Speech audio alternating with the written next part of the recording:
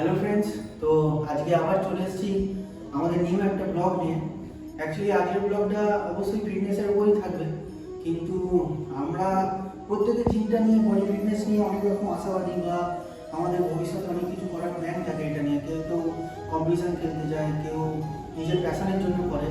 তো আমাদের জেনারেশনের মধ্যে তো অবশ্যই একটা ক্রেজ তো আছেই জিম নিয়ে, ফিটনেস নিয়ে।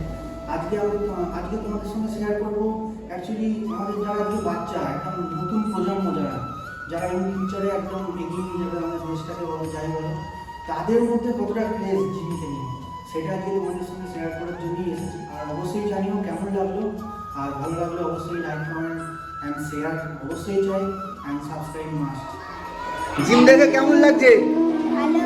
হ্যাঁ, কতটা বলো? বড় হয়ে কতজন আসবি জিমে?